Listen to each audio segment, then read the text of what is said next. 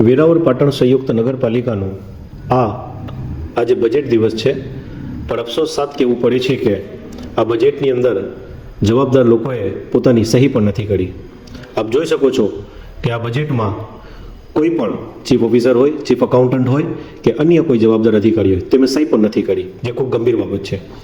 અફસોસ સાથ જણાવવું પડે છે કે વેરાવળ પાટણ સંયુક્ત નગરપાલિકાનું 125 કરોડ રૂપિયાનું મસ્ત મોટું બજેટ એ ગુજરાત સરકારે આપેલું છે, પણ એમાં કંઈ પણ જાતનો સુધારો વધારો કરેલું નથી. આંખ પર પટ્ટી બાંધી અને અક્કલના દરવાજાને બંધ કરી અને ફક્ત ગત વર્ષની કોપી અને પેસ્ટ કરી અને કોમ્પ્યુટરમાં તે પ્રિન્ટ કાઢેલી છે આ જવાબદાર લોકોએ. મને અફસોસ સાથે કહેવું પડે છે કે ગવર્મેન્ટ ગુજરાતે વેરાવળ પાટણ સંયુક્ત નગરપાલિકા માટે છેલ્લા 10 વર્ષમાં ઓછામાં ઓછા 1000 કરોડથી વધુ રૂપિયા એ બજેટમાં આપેલા છે, પણ આપ જુઓ તો આ ગામની ગંદકી, રસ્તા, સફાઈ, લાઇટની પરિસ્થિતિ એ જ છે જે આજથી 10 વર્ષ પહેલાં હતી. મારે ખૂબ ગંભીરતા સાથે કહેવું પડે છે કે જવાબદાર અધિકારીઓની સહી ન હોય અને બજેટ બુક આપતા ન હોય તો આ એક હાસ્યાસ્પદ વાત છે. તમે સાંભળી લે તો મને બોલવા દો, તમે બોલો પ્લીઝ. ગત વર્ષને છેલ્લા 3 વર્ષની અંદર વેરાવળ પાટણ સંયુક્ત નગરપાલિકામાં 4 મોત થયા છે પાણી ભરાવાના કારણે. હાલ જે વાત થઈ એ ખૂબ સરસ છે, પણ આપ જાણો છો કે એક 1.5 વર્ષનો બાળક, એક 50 વર્ષનો વ્યક્તિ અને 2 જુવાન છોકરા પાણી ઉપરવાસથી આવે છે અને એનો ભરાવો થાય છે, જેના કારણે મૃત્યુ થયા છે. હાલ જીઓડીસી દ્વારા અને મ્યુનિસિપાલિટીના સુપરવિઝનની અંદર જે ઓવરબ્રિજ બને છે ત્યાં ખરીદ વેચાણ સંઘને ત્યાં જે નાલો છે જ્યાંથી આખા વેરાવળનું નહીં પણ એનાથી આવતું પાણી એ ત્યાંથી જાય છે, કારણ કે આપણું દરિયાઈ માર્ગ એવી છે એટલે ટેમ્પરરી બંધ કરી દીધું છે, જેનું ઓથેન્ટિક નથી. જીઓડીસીને પૂછે તો ઓરલ કહે છે કે આ ટેમ્પરરી છે, એ ખોલી દેશું, પણ ગઈકાલે રાતના એની ઉપર સીસી પણ બનાવી દીધું છે. શું આપ એ વાત જાણ છો? ટેમ્પરરી રોડવેના પોતું નહીં બાપા, તમે કીધું નહીં એમાં તમારી ભૂલ છે, તમારી ભૂલ છે. અહીં તમે વાત કરો માં નહીં એ તમારી ભૂલ છે એમાં. હું એમ કહું છું કે જીઆઈડીસી ની જે હમણાં બાદલભાઈ વાત કરી કે જીઆઈડીસી ની અંદર પેલું જે હેવી વ્હીકલ્સ ચાલે છે અને એ રસ્તો ટર્નાટેક ચાલશે. અધ્યક્ષ મહોદયા, જ્યારે જીઆઈડીસી ની અંદર એની પહેલા ચીફ કલેક્ટર સર હતા ત્યારે ખાડાની જે ખાનવા સમાજથી સંકળાયેલા વ્યક્તિઓ અને મછલીથી ધંધાના લોકો અહીંયા છે, તો એનું જે સ્મેલ આવે છે જેને ખાડો કહે છે, એ પ્યોરિફિકેશન માટે દર કંપની 50 લાખ રૂપિયાનું મશીન નાખેલું છે અને એમાંથી સ્મેલ વહી ગઈ છે. આ એટલા માટે સ્ટેપ લીધું હતું કે બહારથી આવનારા જે પ્રવાસીઓ છે તેને દુર્ગંધ આવતી હતી. જો બહારથી આવનારા પ્રવાસીઓની દુર્ગંધ દૂર કરવા માટે દરેક કંપનીને 50 લાખનું મશીન આપી અને 70-80 લાખનું પેનલ્ટી આપી અને મશીન લગાવી શકતા હોય તો આ ગામમાં વસવાના લોકો શું વધારાના છે? ગંદકી છે અને તમારા હાથમાં જ છે, તમે સોલ્યુશન કરી શકો છો, છતાંય નથી થતી. 3 દિવસથી બાબુભાઈ, 4 દિવસથી મુંબઈ હતા ત્યારથી આપણે કહું છું કે 1 જેસીબી આપો અને 2 ટ્રેક્ટર આપો, સફાઈ કરાવવાની છે. માફ કરજો, આજે 5 દિવસથી આપે નથી મોકલાવી. હા કે ના? હા કે ના? હા કે ના? હા કે ના? 5 દિવસથી એક જીસીબી છે, એક જીસીબી નગરસેવક એમ કે તો એક જીસીબી અને 2 ટ્રેક્ટર મોકલાવો, છતાં જો એક નગરસેવકની વાત ન થતી હોય, અહીં કમ્પ્લેન્ટના ઢગલા છે. અધ્યક્ષ મહોદયા, ચીફ ઓફિસર મેમ, આપ જોજો એનું નિરાકરણ નથી થતું, અફસોસની વાત છે. અને દરેક શાખામાં ભ્રષ્ટાચાર થાય છે.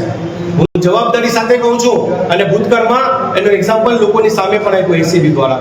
મેમ, તમે અમુક દિવસ પહેલા એક નોટિસ લખીને મોકલાવેલી છે સેક્રેટરી તરીકેની. આજે આ વ્યક્તિ જે અહીં બેઠા છે એ સેક્રેટરીનું તમે એમને નોટિસ આપેલી છે, છતાં અહીં બેઠા છે.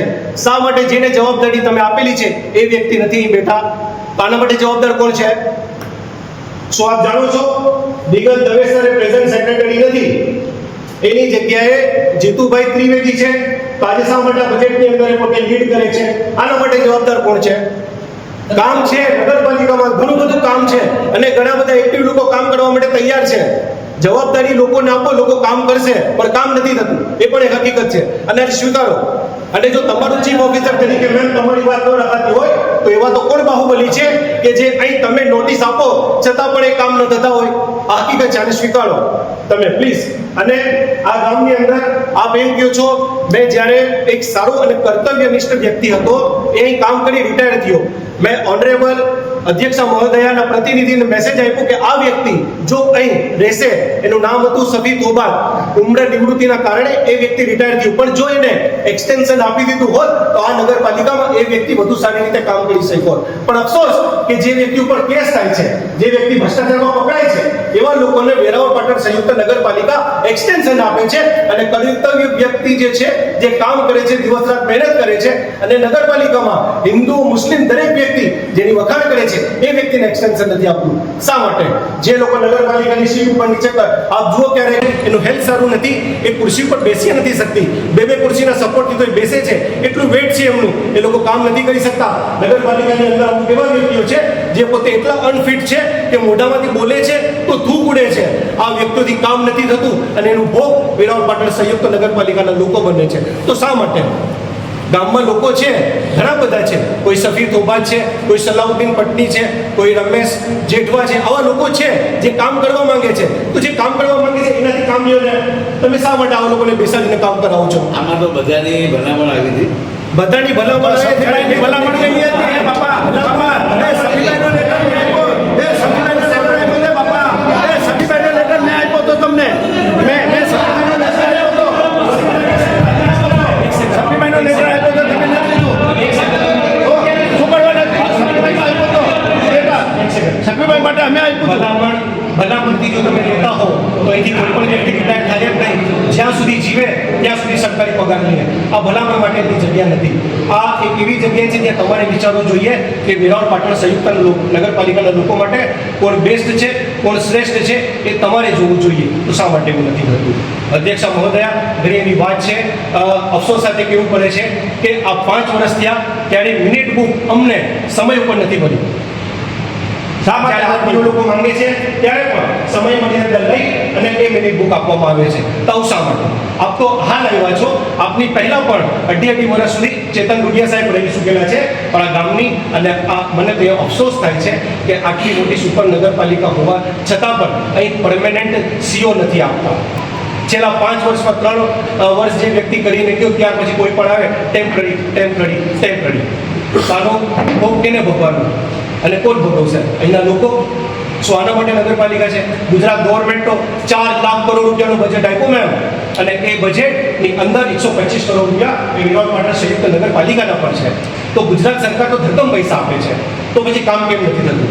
અને જે કામ કરે તેની વેલ્યુ કરો અને એવા લોકોને અપોઇન્ટ કરો કે જ્યાં નગરપાલિકામાં લોકોને રાહત આપે, નહીં કે તકલીફ. Thank you. અને આ સાથે આ નગરપાલિકાનો હું આ બજેટનો કાર્યક્રમ